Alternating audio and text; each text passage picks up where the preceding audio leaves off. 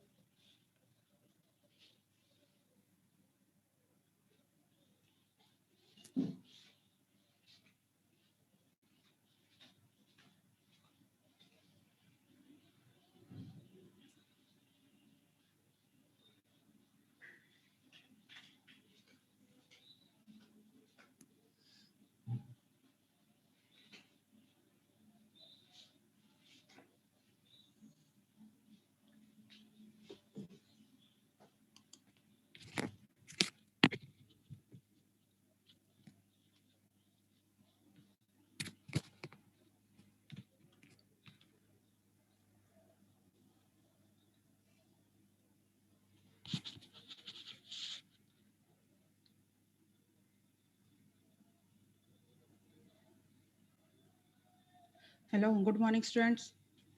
Good morning. Good morning. Chalo, how are you? Fine. आज तो yes, सिद्धांत सिद्धांत हाँ बेटा सिद्धांत तोर yes सिद्धांत Yes, ma'am.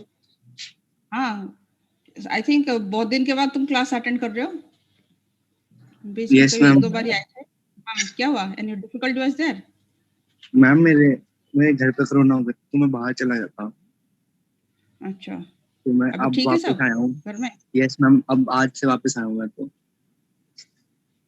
कहाँ चले गए थे मैं नानी के घर चला गया था क्योंकि मेरे घर पे 3 थे तो तीनों को कोरोना हो गया था. अच्छा चलो अभी सब ठीक है घर में यस मैम.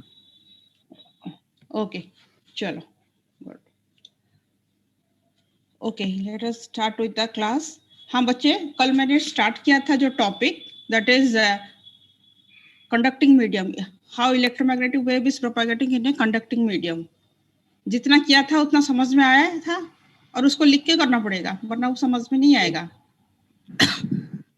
ठीक है इससे पहले फ्री स्पेस आपको समझना है फ्री स्पेस के बाद ये कंडक्टिंग मीडियम समझ में आएगा ठीक है फ्री स्पेस अगर नहीं होगा देन इसमें थोड़ा डिफिकल्ट आएगा क्योंकि इसमें थोड़ा सा एक्सप्रेशन और थोड़े बड़े बड़े आ रहे हैं ठीक है सो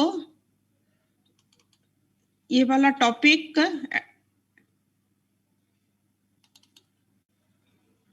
दिख रहे हैं बच्चे स्क्रीन सबको यस. ओके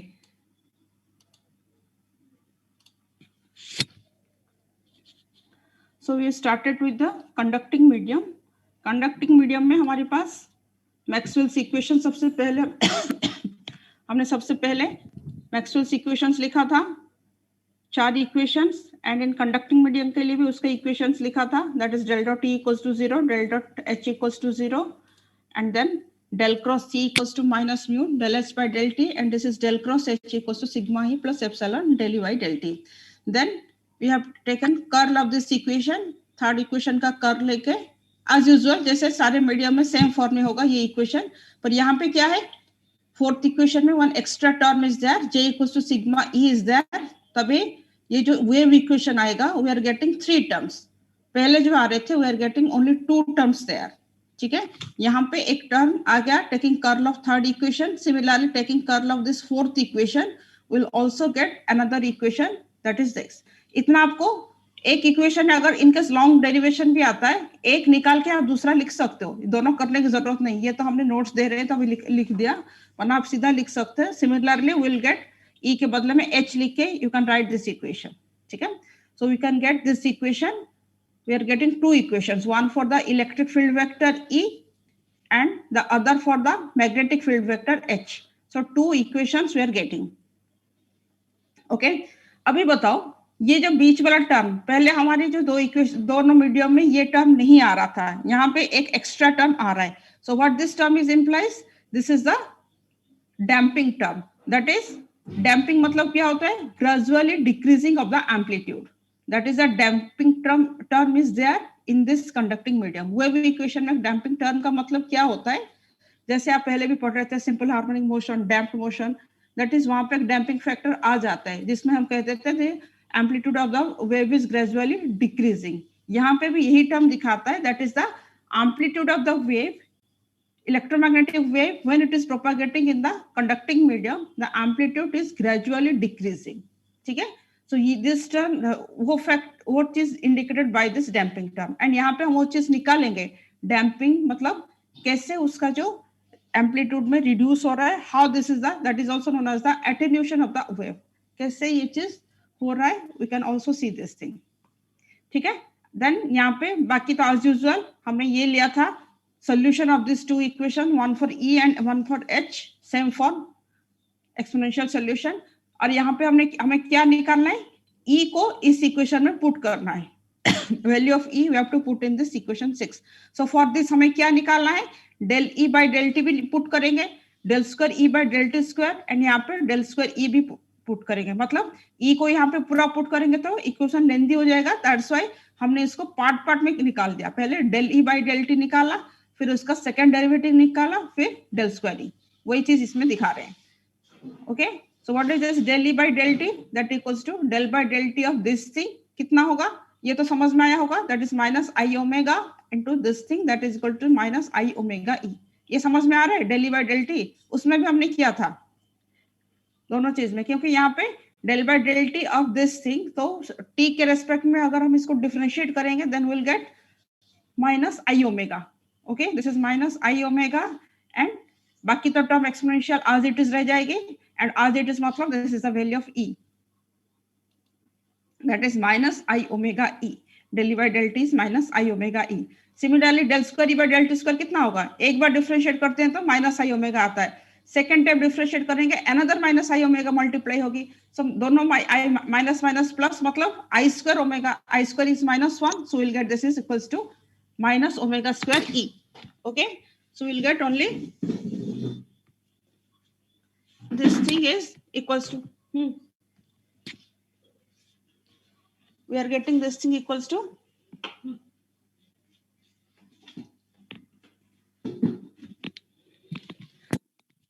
बताओ डेल डॉट ई क्या होता है. डेल ई अगर निकालेंगे, डेल ई होता है आई K dot E.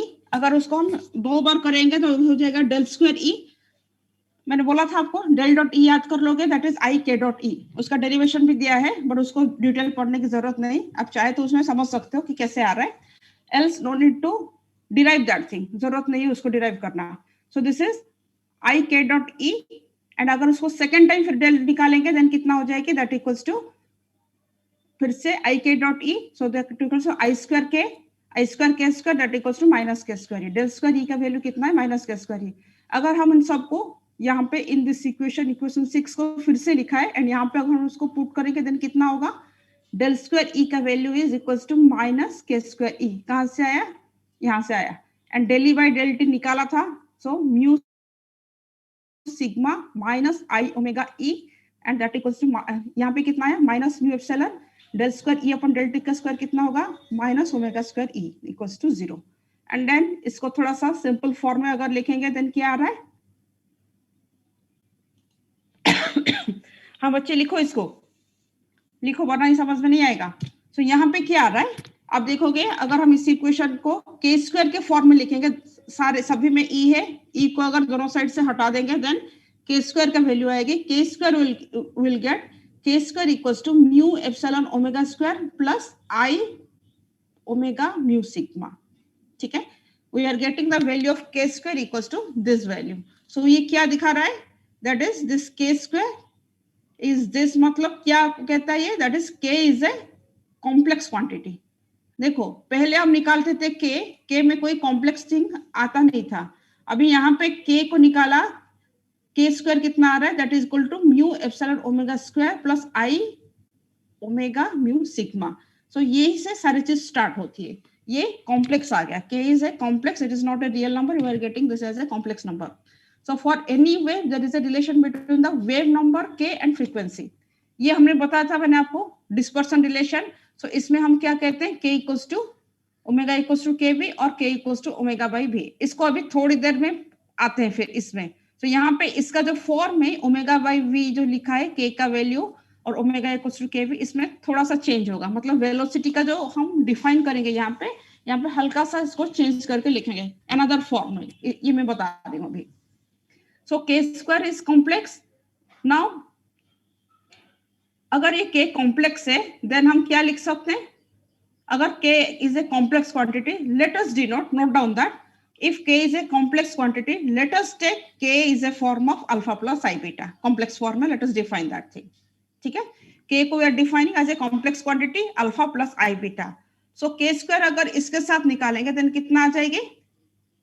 k square equals to a plus b whole square, that is alpha square minus beta square plus 2i alpha beta. ठीक है, so this is equation 16. Okay इस equation को के square निकाल के इसका वैल्यू देखो and इसको इक्वेशन 16 हमने नाम दिया है। देन हम let us move to this equation, equation 15। Equation 15 में क्या था? K square equals to mu epsilon omega square plus I omega mu sigma, मतलब this is a complex quantity and accordingly हमने डिफाइन किया K is alpha plus beta. So K square का value कितना निकाला? Alpha square minus beta square plus I two alpha beta. So यहाँ पे दोनों में के स्क्वायर है, so you can equate the real part and imaginary part of the two equations. So यहाँ पे रियल पार्ट क्या है? यहाँ पे real part is this and in this equation, equation 16 में रियल पार्ट कितना आ रहा है? That is alpha square minus beta square. ठीक है, तो दोनों को हम अभी इक्वेट करेंगे। तो कंपेयरिंग दिस टू इक्वेशंस, दोनों रियल पार्ट कितना आ रहा है? We can write alpha square minus beta square equals to 2 epsilon omega square. ठीक है, लिख सकते हैं। अकॉर्डिंगली इसको अगर लिखेंगे देन कितना आ जाएगी? दिस इक्वल्स, जो रियल पार्ट को इक्वेट कर लिया, इमेजिनरी पार्ट मतलब आई छोड़ के, आयोटा छोड़ के जो लिखेंगे omega mu sigma equals to 2 alpha beta. ठीक है, अभी हमने तो k को डिफाइन कर दिया था अल्फा प्लस आई बीटा के फॉर्म में डिफाइन कर दिया था। Now comparing equation 15 and 16, we got two equations, one for alpha minus beta square, another for 2 alpha beta. That is 2 equations, 2 variables. So we can find the value of these two equations, these two variable alpha and beta का value निकाल सकते हैं in general. इसको solve कर सकते हो, बहुत lengthy है, सॉल्व करोगे तो बहुत टाइम लगेगा। It's better to remember the values of alpha and beta. ठीक है, ये सीधा याद रख लेना। इसको सॉल्व करोगे तो ट्राई करो, but it will take much time. So if you solve this thing, no need to करने की जरूरत नहीं, याद करना बहुत आसान है इससे। ठीक है, अगर हम इसको सॉल्व करेंगे then will get the value of alpha and will get the value of beta. So कितना है अल्फा का value? Value of alpha equals to कितना आ रहा है? Omega mu epsilon upon 2 under root, and यहाँ पे देखो ब्रैकेट में कितना आ रहा है? 1 plus sigma by omega epsilon square plus 1, ठीक है, टू द पावर हाफ। तो this is the value of alpha will get. And alpha को कोई एक को याद करोगे देन बीटा, अल्फा अगर याद करोगे देन बीटा आ गया। एक में क्या होता है? यहाँ पे +1 आएगा एंड एक में -1 आएगा। ठीक है, एक में +1 आएगा एंड इसमें -1 आएगा। लिखा बच्चे? ये दोनों इक्वेशन से लिखा होगा। अभी इसके बाद ये इसको लिखो, एक दो बार लिखोगे तो याद आ जाएगी। अल्फा इक्वल्स टू कितना? Omega under root of mu epsilon 2 and this is 1 plus sigma upon epsilon omega square का half plus 1 to the power then whole to the power half. And यहाँ पे क्या है? वही है omega under root mu epsilon by 2 and this is 1 plus sigma by omega epsilon square to the power half minus 1 to the power half. ठीक है, ऐसे इतना तो याद रखना पड़ेगा, +1 एंड -1। इसका बीटा का बहुत काम है आगे। ठीक है, बीटा बहुत बार यूज होगा, अल्फा का ज्यादा नहीं है।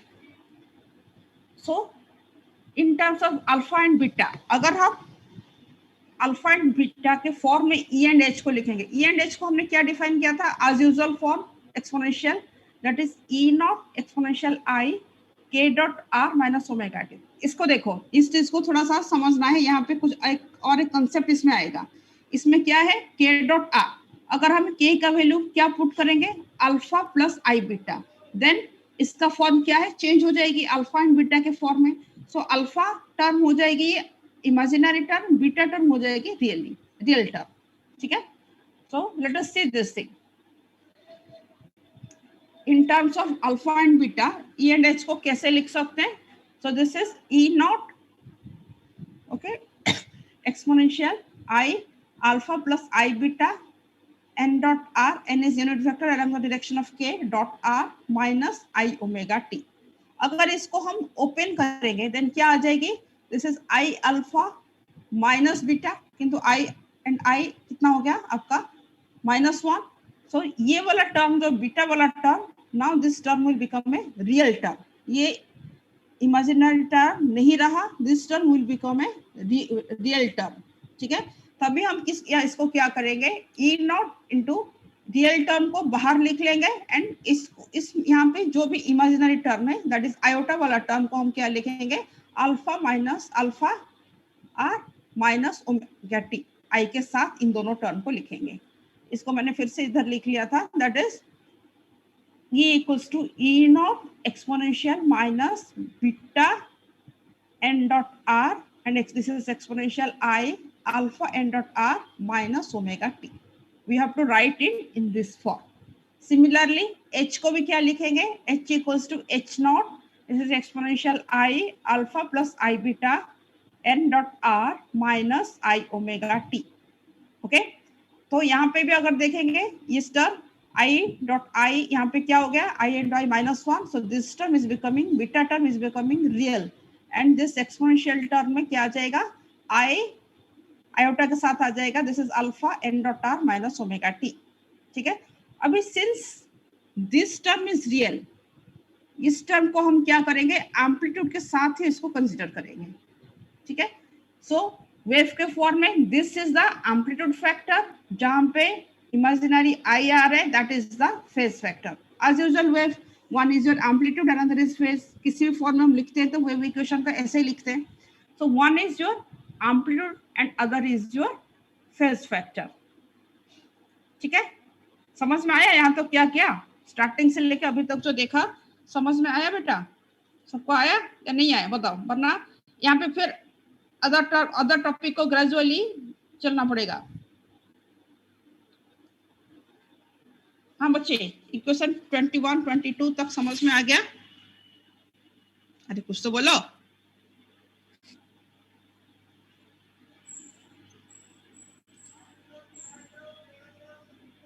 हाँ समझ में आया या नहीं आया? यस मैम, आ गया। आया, चले आगे। ओके, सो यहाँ पे ये क्या कह रहा है, this equation 21 and 22 shows that ये जो टर्म देखो H naught and E naught, जो एम्पलीट्यूड के साथ we are getting this exponential minus beta n dot r। So what this term is indicating, that is the field amplitudes are gradually decreasing due to presence of this, क्योंकि जब exponential minus वाला term आ गया इसके साथ, so यहाँ पे ये term क्या इंडिकेट करेगा, this is the electromagnetic wave when it is propagating in a conducting medium. जब ऐसे मीडियम के अंदर ये प्रोपेगेट करता जाएगा, then the amplitude of the wave is gradually decreasing with the increase of R and beta. ठीक है, तो जैसे बीटा का वैल्यू बढ़ेगा, मतलब R and बीटा का वैल्यू बढ़ेगा, मतलब प्रोपेगेट करता जाएगा, देन अंदर जितना अंदर वो जाएगा, देन उसका एम्पलीट्यूड ग्रेजुअली डिक्रीज होगा। सो इसी को ही कहा जाता है the amplitudes are attenuated, are spatially attenuated due to the presence of this term this. Spatial मतलब विद द स्पेस कोऑर्डिनेट, जैसे R आ गया मतलब उसके साथ क्या आ गया, स्पेस कोऑर्डिनेट आ गया। मतलब किसी भी मटेरियल के अंदर अगर वो प्रोपेगेट करेगा, सरफेस पे जितना है, सरफेस में कितना था, इसका वैल्यू इज दिस था, this is the amplitude, and जैसे वो अंदर जाएगा then exponential minus beta n dot r factor के साथ इसका जो एम्पलीट्यूड है डिक्रीज होता होता जाएगा। ठीक है। सो इस चीज को हम क्या कहते हैं, a plane electromagnetic wave can not propagate in a conducting medium without attenuation. देखो बाकी दो मीडियम हमने पढ़ा, वैक्यूम और free space, and also dielectric medium या नॉन कंडक्टिंग मीडियम भी हमने देखा, एंड इन दोनों मीडियम में देयर इज नो एटेन्यूएशन। हमने एम्पलीट्यूड के बारे में कहीं पे डिस्कस किया ही नहीं था, क्योंकि वहां पे there is no change in amplitude. We are considering that the amplitude is remaining constant inside the medium, but in a conducting medium there is a attenuation. That is, when it is propagating in a conducting medium, then without attenuation electromagnetic wave cannot propagate. ठीक है। So क्या होता है, when a plane electromagnetic wave is propagating in a conducting medium, the oscillating electric field sets off currents and some of the energy is dissipated as heat in the medium. So जब electromagnetic wave is propagating in a conducting medium, जो electric field क्या करता है, उसमें current set करता है, and some of the energy is being dissipated as the heat, जो this is the cause of the attenuation. So अगर यहाँ पे जो हीट में होके कोई लॉस हो गया, there is a loss of the amplitude, that's why there is a attenuation of the wave. ठीक है। एंड यहाँ पे जो बीटा है, बीटा का बहुत इंपॉर्टेंस है। So what is this beta? Beta ही मेजर करता है कि कितना एटेन्यूएशन होता है, and accordingly beta is known as the absorption coefficient. ठीक है। यहाँ पे ये जो टॉपिक में कंडक्टिंग मीडियम में एवरी टॉपिक से you can get short questions. ठीक है। क्या क्या होता है, क्या होता है, एनी थ्योरेटिकल कंसेप्चुअल क्वेश्चन भी इसमें बहुत ज्यादा आ सकती है। तो ये एक एक पॉइंट को इसको थोड़ा सा ध्यान से समझ लो, एक बार समझ तो इजी है, ज्यादा डिफिकल्ट है नहीं दिस चीज। तो this is the absorption coefficient. अभी यहाँ पे मैंने बोला था आपको velocity, velocity of the wave यहाँ पे निकालेंगे। डिस्पर्सन रिलेशन क्या होता है, omega equals to V K, और we can write V equals to omega by K. So जब हम के फॉर्म में लिखेंगे, ठीक है, अभी तक इसके बारे में हमारे बाकी दोनों वीडियो में डिस्कस नहीं हुआ था, क्योंकि वहां पे एवरीथिंग रियल था। Because it is complex, then velocity की टर्म में कॉम्प्लेक्स क्वांटिटी नहीं आ सकता। That's why we have to write the velocity equals to omega by alpha. We have to consider only the real part of the k. Imaginary of the part beta यहाँ पे नहीं आएगा, ये याद रखना।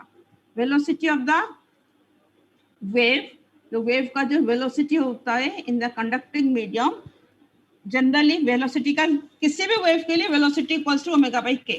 के वेव नंबर होता है 2 पाई बाई लैम्डा, ओमेगा होता है 2 पाई न्यू, इतना पता है। ओमेगा 2 पाई बाई लैम्डा, यहाँ पे ये nu, v equals to nu lambda for any wave it is true, चाहे कोई भी वेव हो। ठीक है। तो अगर हमें v equals to nu lambda पता है, universal for any wave, velocity and frequency and wavelength का रिलेशन पता है, तो यहाँ पे भी ओमेगा बाई के आएगा। पर यहाँ पे क्या आएगा, k का we'll consider only the real part, we cannot consider the imaginary part, ये याद रखना। ठीक है। Okay, now let us see the what are the directions of E and H। ये E and H का डायरेक्शन निकालेंगे, मतलब क्या दिखाएंगे, वही चीज that is there। Electromagnetic wave में ट्रांसवर्सेंस कैरेक्टर जैसे बाकी सब में दिखाए थे, इसमें भी वही चीज दिखाई, that is k is perpendicular to E, k is perpendicular to H, and H is perpendicular to the plane containing k and E। एक गॉस लॉ फर्स्ट लॉ से आ जाएगी, एक फिर Gauss law for electric field that is del dot E से आ जाएगी, एक डेल डॉट एस से आ जाएगी, वही चीज है। देखो अभी ये चीज एज यूजुअल है, फ्री स्पेस में किसको कंफ्यूजन था, नॉन कंडक्ट में था, तो अभी फिर से देख लो ये चीज को।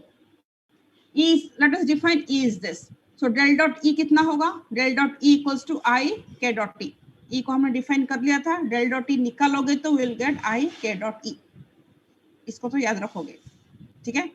बट इक्वेशन 1 क्या है, आप मैक्सवेल्स इक्वेशन जब लिखते हैं, फर्स्ट इक्वेशन हमारी क्या है, तीनों मीडियम के लिए सेम है, सेकंड इक्वेशन भी 3 मीडियम्स के लिए सेम है, क्या है, del dot E equals to 0। So del dot E equals to 0 मतलब यहाँ पे भी क्या आ जाएगी, I k dot E equals to 0। ठीक है। I k dot E dot product of two vectors are always equals to 0 मतलब those two vectors are perpendicular to each other। Okay, so you can write this k is perpendicular to E, लिख सकते हैं।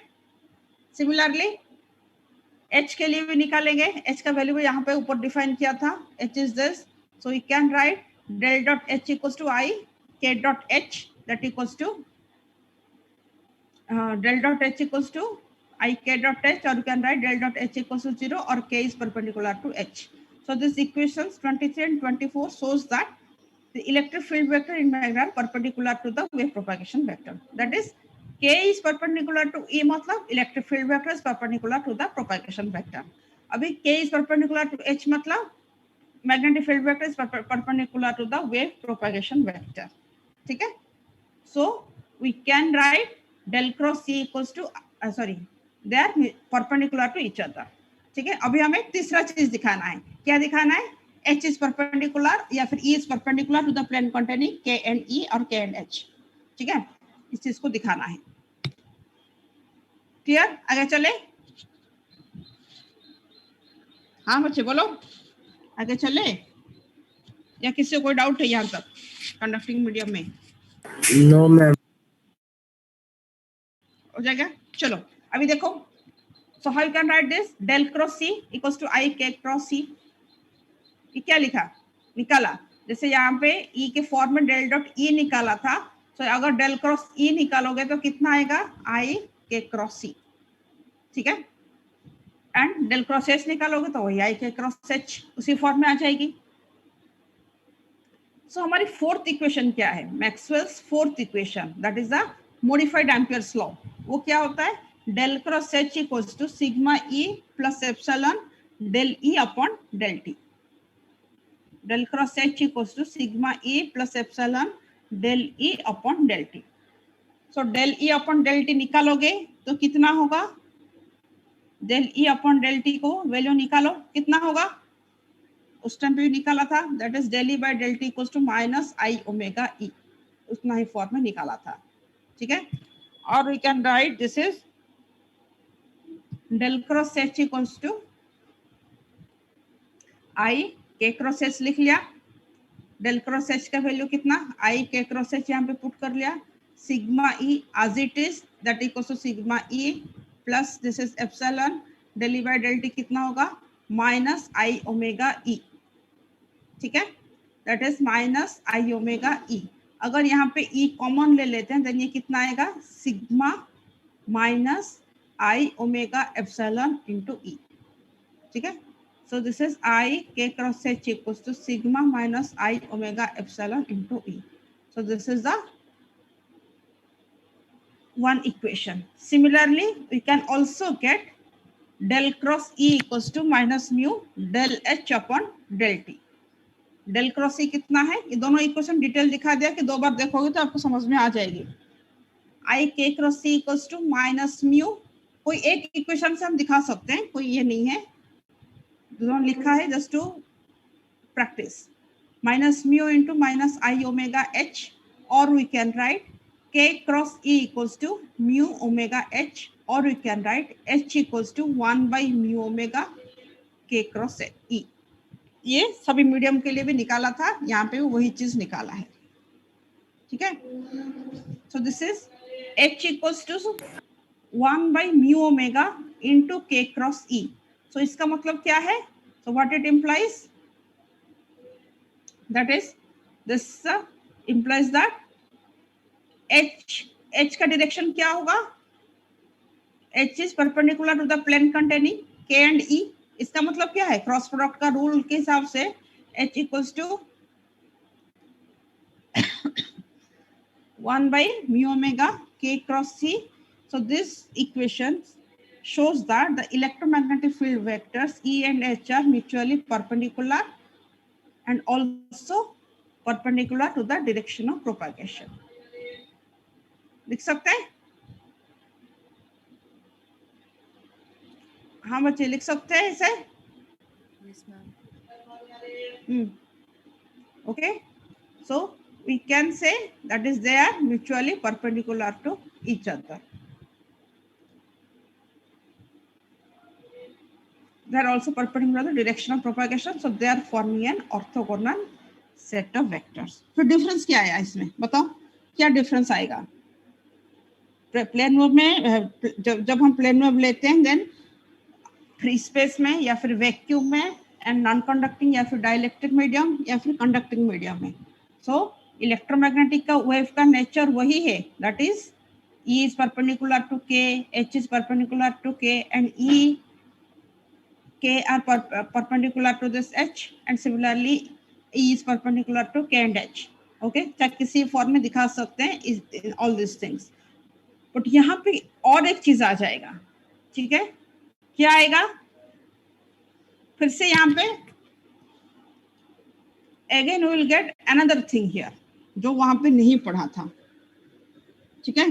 क्या आ सकता है, बता सकते हो? यहाँ पे हम क्या कहेंगे, बिकॉज यहाँ पे K इज कॉम्प्लेक्स, जो फेज ऑफ, पहले हमारी क्या है, हमने दोनों में एक लाइन लिखा होगा, जब ये इसी वाला टॉपिक, ये वाला इक्वेशन जब हम ऑर्थोगोनैलिटी शो कर रहे हैं, ऑर्थोगोनैलिटी मतलब they are mutually perpendicular, then यहाँ पे हमने ये लिखा है that is the field vectors E and H both are in the same phase. Okay, wave के फॉर्म में प्रोपागेट हो रहा है, सो E एंड H का जो फेज है से they are in the same phase. But यहाँ पे क्योंकि रेशियो जब निकाला है हमने E एंड H का निकाला था ratio impedance of the medium, याद होगा कितना होता है इम्पीडेंस ऑफ फ्री स्पेस? बोलो, मैंने बोला था ये वैल्यू याद करोगे. इम्पीडेंस का वैल्यू कितना होता है फ्री स्पेस में? E/H निकाला था, बोलो. जेड की फॉर्म में लिखा था, मैंने बोला था इम्पीडेंस जो होता है ये होता है इन द यूनिट ऑफ ओम, क्योंकि E/H का भी निकालोगे तो V/I रेजिस्टेंस के यूनिट में आ जाएगा ओम की फॉर्म में. सो इसको ही कहा जाता है. वैल्यू कितना आया था? उसका वैल्यू लिखा था 1/μ0c, उसके फॉर्म में निकाला था. बोलो.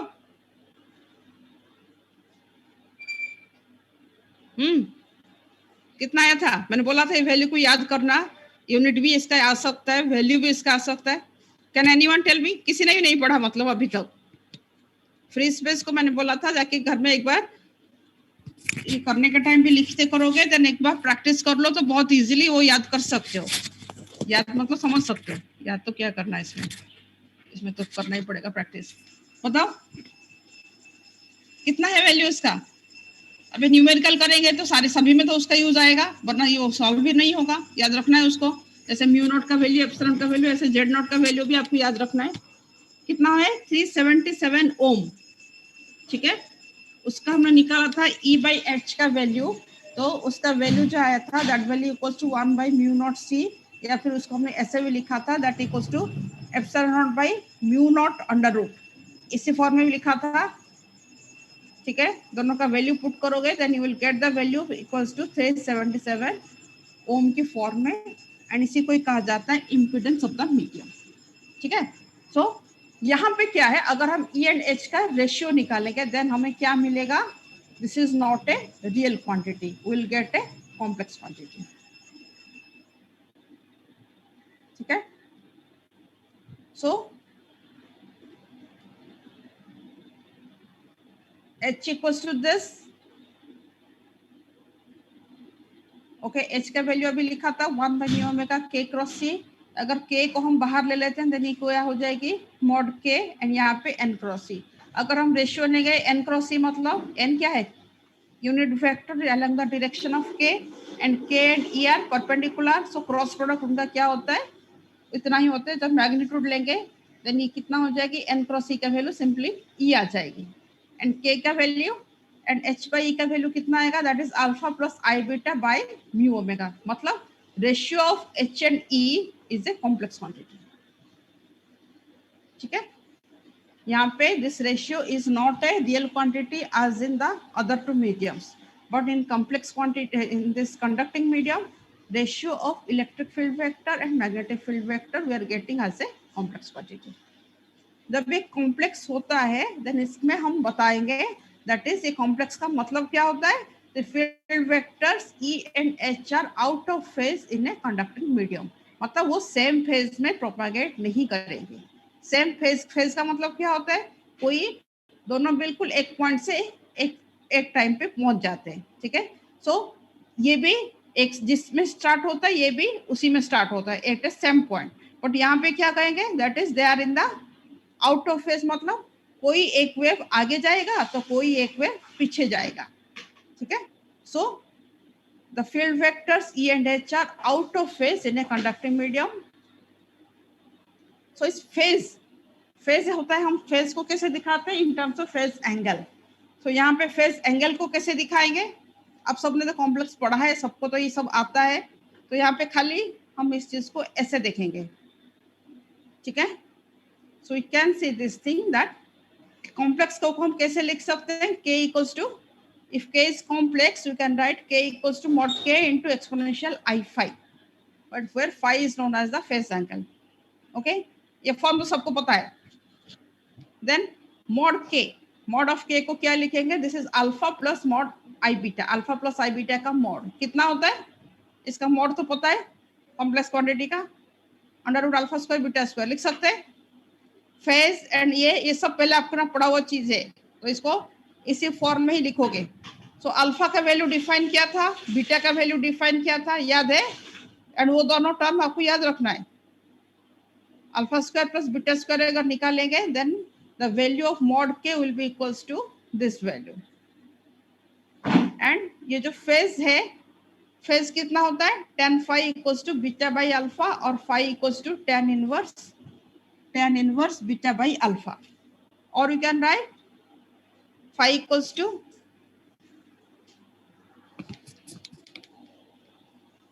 अगर इसका वैल्यू पुट करेंगे then will get phi equals tan inverse of half of tan inverse of sigma by epsilon omega, ठीक है। इतना, this is the value of phase. सो ये जनरली इतना, इसका इतना इंपॉर्टेंस था आजकल, ऐसा इसके बेसिस पे ज्यादा क्वेश्चन तो नहीं आया।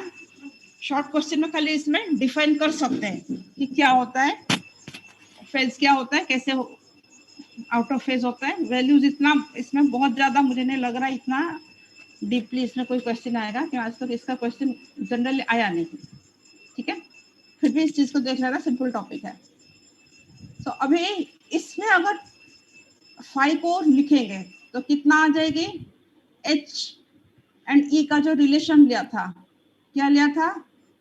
h equals to this value 1 by mu omega k cross e और mod k by mu omega n cross c। In this equation अगर हम इसमें लिखेंगे, फेज के फॉर्म में लिखेंगे, देन ये क्या है? After putting the value of k will get this quantity that is h equals to, इसको सॉल्व करके पूरा इसका वैल्यू पुट करेंगे। किसका वैल्यू पुट किया इसमें बताओ? k का वैल्यू, मॉड k का value alpha square plus beta square under root जो आया था, तो उसी का वैल्यू यहाँ पे सब्स्टिट्यूट करके उसको अगर सॉल्व करके लिखेंगे then will get this quantity h equals to under root epsilon by mu 1 plus sigma by epsilon omega square to the power 4 1/4 exponential I phi। यहाँ पे फेज को दिखाया n क्रॉस c। सो ये क्या दिखाता है? That is phase difference phi को, h को हमने फेज के फॉर्म में लिखा e के फेज से, मतलब h क्या करता है? It lags behind e in time by phase angle phi, मतलब e एंड i के बीच में फेज डिफरेंस फाई आता है, एंड उसको हम इक्वेशन के फॉर्म में ऐसे दिखाया है, ठीक है। एंड इन दोनों का जो मैग्नीट्यूड निकालेंगे, ratio of h by E that is h not by E not, इसका वैल्यू भी निकालेंगे तो ये तो निकाला था उसमें, तो आ जाएगी ये फटाफट, that equals to 1 plus sigma by epsilon omega square to the power 1/4, ठीक है।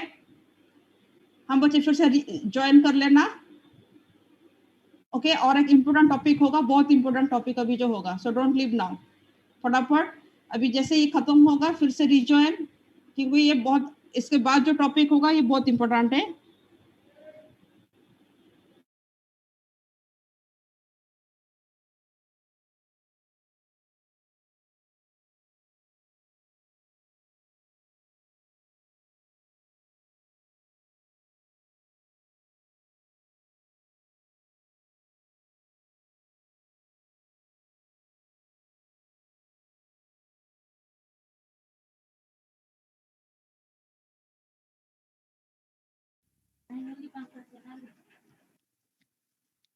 हेलो, हाँ बेटा धृति, हाँ सबसे आपको मिल गई name for business law? Ma'am सिर्फ क्विज का नहीं मिला, बाकी सबके मिल गए। मिल गए? मुझे भेज देना बेटा किसने, एंड बाकी क्विज और टॉपिक। एंकर नहीं मिले मैम। हाँ ठीक, क्विज एंकर और कोई 2 बच्चे दे दो, नाम दे दो बच्चे। एंकर तो कोई भी हो जाएगा, एंकर का तो कुछ करना नहीं है preparation. For anyone interested? Quiz के लिए किस किस का नाम आया बेटा, बताओ पहले।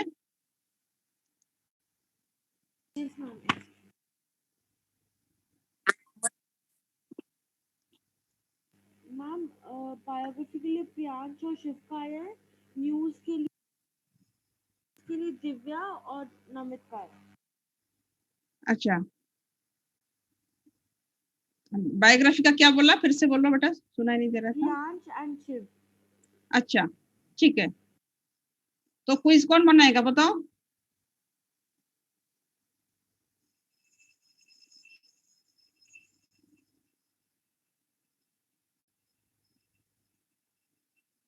ये सोहेब क्विज बनाओगे?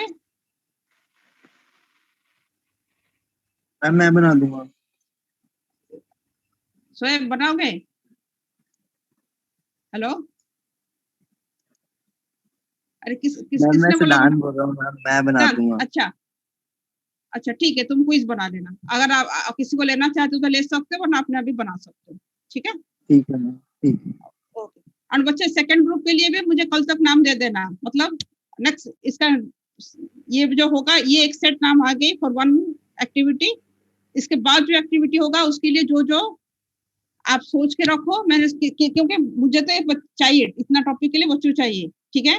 तो आपको नाम देना है, तो किसने जो जो बच्चों ने अभी नहीं दिया उनमें से कौन किसमें नाम देना चाहते दो, वरना मैं कंपलसरी लिख के डाल दूंगी, ठीक है। तो आप लोग तो उससे पहले माइंड सेट कर लो, क्यों देना तो सबको है, ठीक है। अनदर थिंग बच्चे, आपका जो ये जो क्लास का ईएम का नोट्स आपको मिला क्या? आप सब जो बोल रहे थे ईएम इंजीनियरिंग नहीं मैम, मैथमेटिक्स का नोट्स तो नहीं मिले। मिला नहीं? नहीं। अच्छा, तो और क्या मिला, कुछ एनी क्वेश्चन का सॉल्यूशन कुछ मिला? कुछ नहीं, उन्होंने क्वेश्चन पेपर दे दिया कि ये कर लेना। अच्छा, और सिलेबस, सिलेबस में नहीं मिला? डिटेल सिलेबस तो हम सिलेबस जो लोगों आता ने है। वही इंटरनेट से देख रखा, जो देख रखा। अच्छा ओके ठीक है, ओके चलो फिर देखते हैं।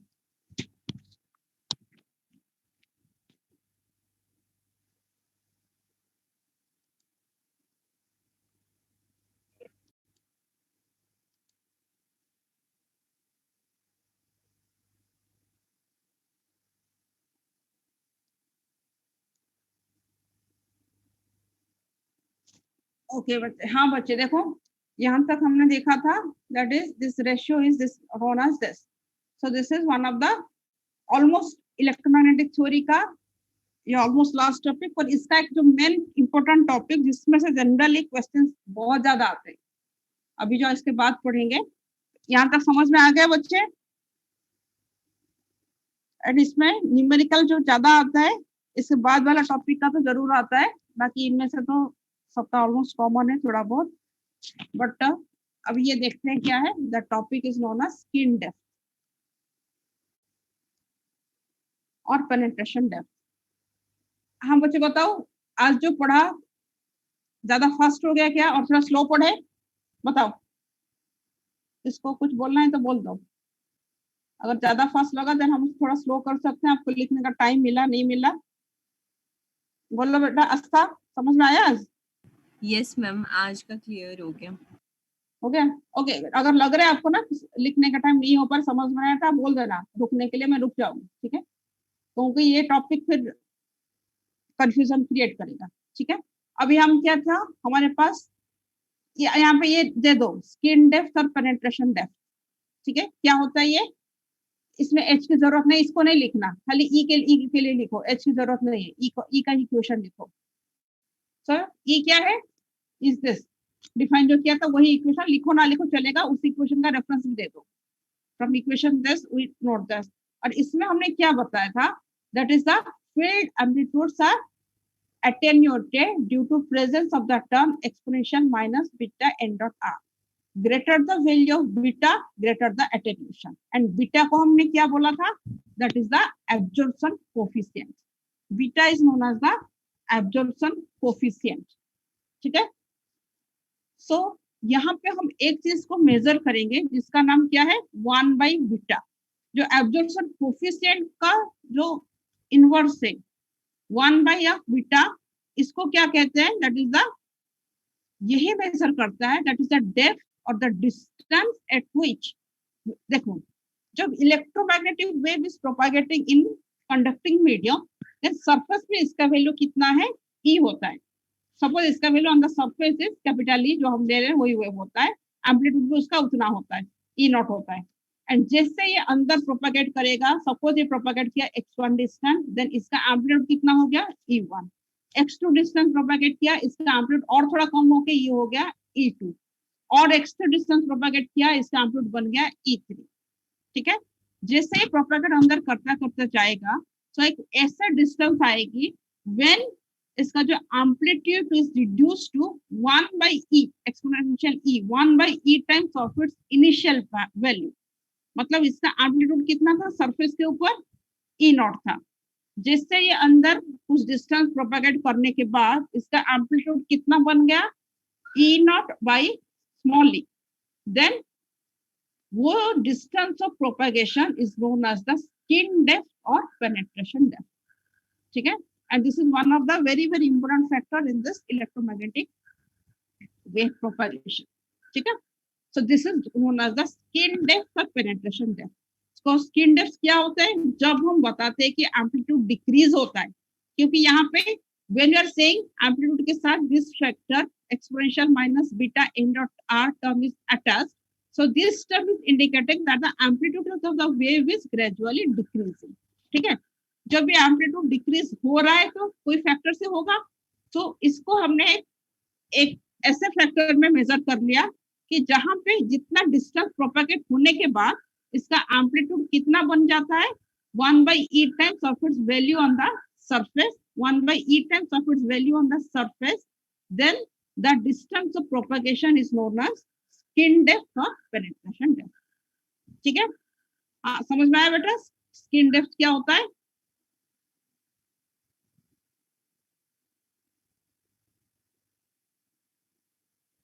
स्किन डेप्थ क्या समझ में आया?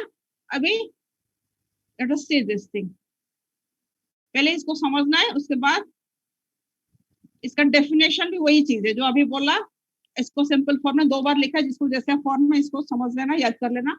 The depth of penetration is defined as the depth in which the strength of the electric field associated with the electromagnetic wave is reduced to 1 by e times of its initial value. Okay?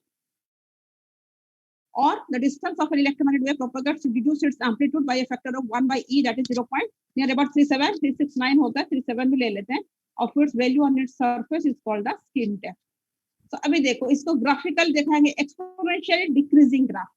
सो ये 0 क्या है, this is on the surface, x का value 0, तो surface के ऊपर इसका value कितना है, यहाँ पे लिखना था e नॉट, एम्पलीट्यूड लिखना था, मैंने लिखा नहीं, तो इसका वैल्यू कितना है, यहाँ पे e नॉट है एट दिस पॉइंट, इसका amplitude is e not.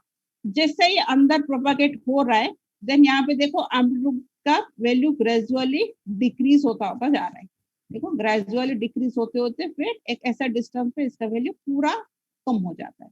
So at a particular distance, suppose this distance is delta और this distance is x distance पे कितना है, इसका एम्पलीट्यूड यहाँ पे कितना है, यहाँ पे e था, इसका वैल्यू यहाँ पे कितना हो गया 0.369 e by 0.369। ठीक है, अगर यहाँ पे e by 0.369 हो गया, देन ये जो जितना डिस्टेंस ट्रेवल करने के बाद एम्पलीट्यूड सरफेस पे जितना था, that amplitude is remaining e by 0.369 of that initial value. Then this is known as the, this distance delta is known as the skin depth. ठीक है, this distance is known as skin depth, and इसको हम major कैसे करते हैं, beta के form में measure करते हैं, delta equal to 1 by beta, मतलब बीटा का वैल्यू जो आया था उसको हम रिवर्स करके लिख लेंगे, जहाँ पे प्लस साफ था उसको माइनस साफ कर लेंगे, बाकी ये वाला क्वांटिटी जो था उसको डिनोमिनेटर न्यूमरेटर को उल्टा करके लिख लेंगे, so that is the value of delta. ठीक है, स्किन डेप्थ समझ में आया? आया बच्चे सबको या नहीं आया? अभी इसमें 2 चीज को डिफाइन करेंगे, skin depth for poor conductor and skin depth for good conductor, उस बेसिस पे न्यूमेरिकल बहुत आता है। ठीक है, यहाँ पे देखो फॉर पुअर कंडक्टर, क्या सबका दिमाग में जा रहे नहीं जा रहे, ये सो गए सारे? हाँ, 9:30 बज गए, तो 9:30 के आसपास हो गया, सब कुछ ताजा होके उठ गए होगे या फिर सो रहे हो अभी? देखो पुअर कंडक्टर के लिए क्या होता है, material is called a poor conductor के लिए क्या होगा, पुअर कंडक्टर का मतलब क्या है, इसका कंडक्टिविटी कम है, मतलब sigma is the conductivity, sigma value is very very less. अगर ये मटेरियल पुअर कंडक्टर है then sigma is very less, और we can write sigma is less than mu omega, बहुत छोटा है, मतलब यहाँ पे जो एक फैक्टर है sigma by epsilon omega, sigma is less than epsilon omega. So इसका वैल्यू क्या है, सिग्मा बाई एप्सिलॉन ओमेगा का वैल्यू क्या है, बहुत छोटा हो जाएगा, मच लेस देन 1। सो हमारे पास बीटा के अंदर ये फैक्टर है 1 plus sigma by epsilon omega square, okay. और इसको भी हमने यहाँ पे लिखा है 1 plus sigma by epsilon omega square delta, क्योंकि हम we are going to find the value of delta, penetration depth और skin depth. So 1 plus sigma by epsilon omega square is half, that equals to 1 plus half of sigma by epsilon omega square, neglecting higher order terms. half का expand करेंगे binomially to the power half का, so हम क्योंकि इसका value छोटा है तो higher order terms को neglect कर लेंगे, तो we are writing 1 plus half sigma by epsilon omega square. So beta क्या है, beta equals to omega mu epsilon by 2 into this is, इसका स्क्वायर -1 होता है इसमें, -1। अगर इसको हम ओपन कर लेंगे कितना होगा, 1 plus half sigma by epsilon omega square -1, and यहाँ से -1 कैंसल, यहाँ पे क्या है स्क्वायर था, यहाँ पे हाफ, ये स्क्वायर के साथ ये 2 कैंसल हो गया, एंड यहाँ पे 2 इसकी पावर हाफ, मतलब ये बन गया √2, ठीक है। सो दिस इज √2, मतलब इससे 2 से 2 मल्टीप्लाई हो गया, ये कितना हो गया 2, एंड यहाँ पे इसको अगर सॉल्व करेंगे यहाँ पे √ एप्सिलॉन, एंड यहाँ पे खाली एप्सिलॉन, यहाँ पे omega cancel, so you are getting this is √mu by epsilon sigma by 2, and इसको क्या कहा जाता है, बीटा। तो हमें क्या चाहिए, skin depth, penetration depth, that is delta equal to reverse of beta, तो इसको उल्टा करके लिख लेंगे तो क्या है, क्या √epsilon by mu 2 by sigma, ठीक है। तो यहाँ पे ओमेगा नहीं आ रहा है, मतलब 2 पाई न्यू नहीं आ रहा है, मतलब skin depth is independent of frequency, यहाँ पे बताते हैं, ठीक है। Then let us see for good conductor. Good conductor के लिए क्या होता है, how we are characterizing a good conductor, material whose conductivity is very very large, and if we consider a good conductor then sigma is much more than omega epsilon, or we can say omega by epsilon, sigma by epsilon omega is much more than 1। तो इसका value बहुत ज्यादा हो जाता है, तो इसके साथ जो 1 होता है ना उसको हम ऑलमोस्ट नेग्लेक्ट कर देंगे, ठीक है। इसका वैल्यू बहुत ज्यादा होता है तो यहाँ पे एक 1 है, इसको नेग्लेक्ट कर लेंगे, यहाँ पे जो -1 है उसको भी नेग्लेक्ट कर लेंगे, ठीक है। तो हम क्या करेंगे, ये दोनों 1 को नेग्लेक्ट कर लेंगे, नेग्लेक्ट कर लेंगे तो क्या आ जाएगा, दिस इज हाफ, यहाँ पे 2 स्क्वायर है, ये कट गया, देखो जब यहाँ पे ये कैंसिल हो गया एंड ये भी कैंसिल हो गया, तो बच्चा क्या, square to the power half, मतलब यहाँ पे sigma by epsilon omega to the power half, that is, देखो इसको सही से लिख लेना, समझ के लिखना, ठीक है। ये 1 से 1 कैंसल, यहाँ से स्क्वायर से ये हाफ कैंसल, तो ये बन गया, देन खाली इसका √2 ही आएगा, जैसे यहाँ पे लिखा है ये step wise, omega into mu epsilon by 2 sigma by epsilon omega equals to mu omega sigma by 2। So this is the value of beta, और we can say skin depth equals to reverse of beta, तो reverse of this quantity, and ये दोनों जो expression है ये याद करना है, डेरिवेशन भी याद करोगे, एंड फाइनली ये फॉर्मूला आपको याद करना ही है, इतना याद रखो, तो इसको छोड़ने से नहीं चलेगा, ठीक है। तो यहाँ पे ओमेगा आ गया, मतलब that the good conductor, in a good conductor skin depth is dependent on frequency, skin depth किसके ऊपर डिपेंड कर रहे हैं, ओमेगा आ गया, मतलब फ्रीक्वेंसी 2 पाई, क्योंकि सारे मटेरियल का अपना अपना फ्रीक्वेंसी होता है, तो ये उसके ऊपर डिपेंड करता है, ठीक है। And for a good conductor, अगर है जैसे हमने बीटा को निकाला, ऐसे अल्फा को ही निकालेंगे तो अल्फा इक्वल टू बीटा आ जाए, क्योंकि क्यों आएगी अल्फा इक्वल टू बीटा, बताओ, अल्फा में क्या, ये +1 है, बीटा में ये क्वांटिटी -1 है। जब हम बताते हैं इस क्वांटिटी इतना ज्यादा है कि हम दोनों 1 को नेग्लेक्ट कर देंगे, चाहे +1 है -1 है, यहाँ पे इन दोनों क्वांटिटी को नेग्लेक्ट कर लेंगे तो अल्फा इक्वल टू बीटा आ जाएगी। तो यहाँ पे अगर वेलोसिटी ऑफ द वेव निकालेंगे then that equals to omega by alpha equals to omega by this quantity, ठीक है। जैसे ये आया था ऐसे अल्फा इक्वल्स टू बीटा का वैल्यू इतना आ जाएगी, so this quantity we can get this. यहाँ पे कभी कभी एक चीज भी पूछ लेता है, जैसे वेलोसिटी पूछा, that is the refractive index of the medium, वो भी पूछ लेगा। तो रिफ्रैक्टिव इंडेक्स कितना होगा, C/V के फॉर्म में आपको वैल्यू निकालना है, निकाल के बताना है। Refractive index of the any medium क्या होता है, velocity of the light in vacuum by velocity of light, नहीं तो वेलोसिटी ऑफ इलेक्ट्रोमैग्नेटिक वेव यहाँ पे हम बता सकते हैं। So that is the velocity of light हम कह सकते हैं by velocity of this electromagnetic wave in that particular medium. Accordingly, you can also define the refractive index. क्योंकि अभी शॉर्ट क्वेश्चन MCQ होगा तो probably ऐसा टाइप का क्वेश्चन आ सकते हैं, ठीक है। So आज को बहुत ज्यादा टॉपिक हो गया है, थोड़ा सा ध्यान से इसको पढ़ो, सारे टॉपिक पढ़ के कल हम न्यूमेरिकल करेंगे। फर्स्ट यूनिट इलेक्ट्रोमैग्नेटिक थ्योरी खत्म हो गया, न्यूमेरिकल करेंगे। फिर भी इससे पहले आपको लग रहा है कोई डाउट है, मैं तो ट्यूटोरियल शीट आपको दे दूंगी, सेकंड वाला बना दिया मैंने, इसमें तो ऐसे बहुत सारे क्वेश्चन है, फिर भी मैंने कंपेक्ट करके कम क्वेश्चन डाला है, वरना इस टॉपिक में बहुत ज्यादा क्वेश्चन करने के लिए 10-12 क्वेश्चन दिया है। आज मैं शेयर कर लूंगी क्वेश्चन विद आंसर, शेयर कर लूंगी, कल हम डिस्कस करेंगे, ठीक है। और सारे क्वेश्चन लिख के रखोगे जो भी, एंड अपलोड करना है आपको, ठीक है। साइट में है जो गूगल क्लासरूम है, उसका करके अपलोड करना है। अभी तक सबका मैं देख रही हूँ ट्यूटोरियल 1 भी नहीं आया, बहुत कम बच्चों का आया है, ठीक है। ओके,